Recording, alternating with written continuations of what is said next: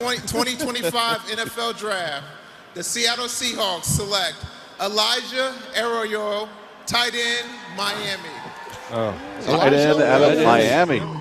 Ooh, I like this one, fellas. You like that pick? Oh, yeah, I like it. Now, people can tell you stuff for the next week because it wasn't a wide They can receiver. tell me whatever they want, and I'll be completely fine with this. So the Seahawks go tight end. We were just talking Yeah. about how tight ends have not been a big producer in historically speaking with the Seahawks. They had A.J. Barner last year as a rookie, and they go tight end again.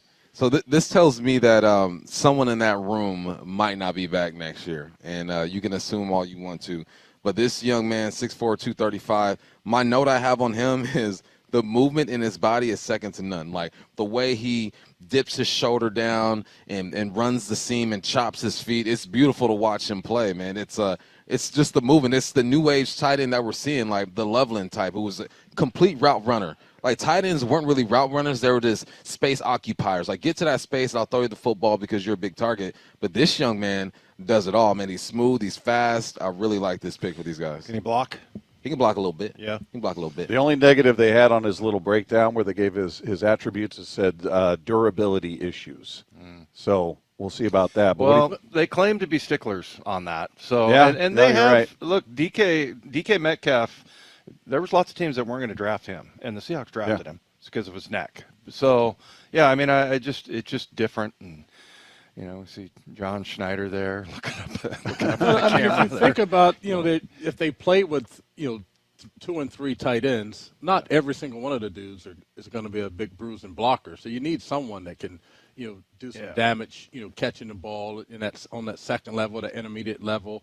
He looks like he can get out wide and take advantage of some mismatches with his size and things. He looks fast enough. So you got to have a few, at least one dude in there that can do that type of stuff. So who do you think may not be back because they're making Brady Russell a fullback? Man, you gonna make me the GM right now? Yeah, so that leaves you Noah Fant, no. A.J. Barner, and Look, I don't call for no man's job. That's not what I like to do.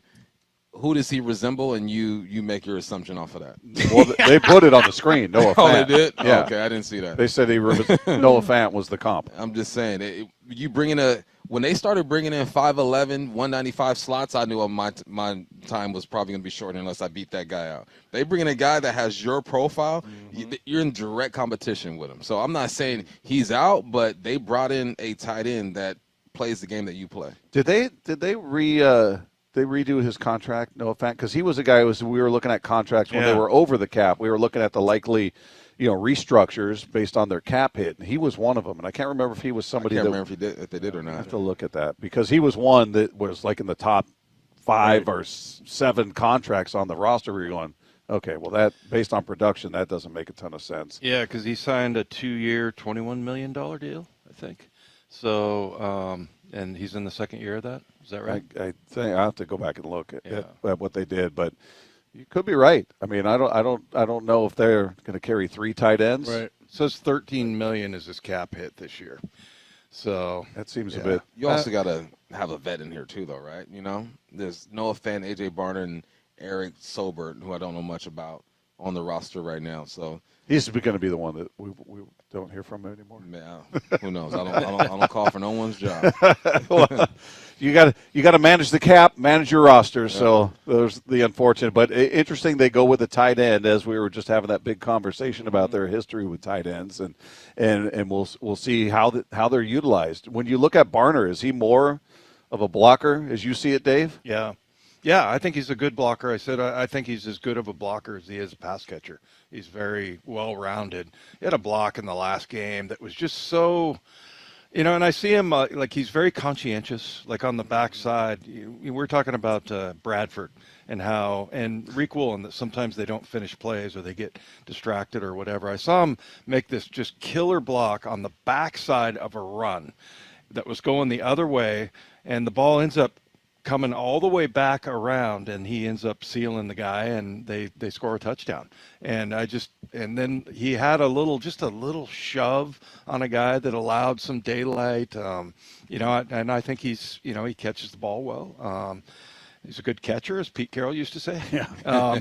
But yeah, I mean, I like him. He had a really good rookie year, and I think he's a good kid. I think he's, maybe he'll be that guy we're talking about 20 years from now, Bob, when we're doing our radio show. Yeah, We'll go, that's right. remember we didn't have a tight end, and now here's A.J. Barner. But no, Crazy. I'll be 45 years old now. Yeah, that's nuts. By the way, just looking at that, just the cap hits for the Seahawks as it sits right now, Noah Fant represents the second biggest cap hit on this team. Yeah, even Sam Darnold has a slightly smaller cap hit. Leonard Williams, little over 15 million. Noah Fant at number 2 at 13.4. So I don't know. It'll be interesting to see. He looked like a likely candidate for a restructure. They didn't do anything, so not sure if this move is in connection to that, but we'll find out.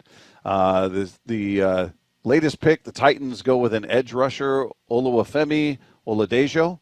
Is that how you say that? That's pretty good good, Bob. shot at it. I'm going with Like that. that? I like I'm that. rolling with you. We'll go with that until somebody corrects me, right? Somebody texts in and goes, "You idiot, that's not even close." They're good for that. But yeah, they're eager. They are eager to correct you if you misspeak, by God. But so there you go. As we continue to take you through the second and third round, it's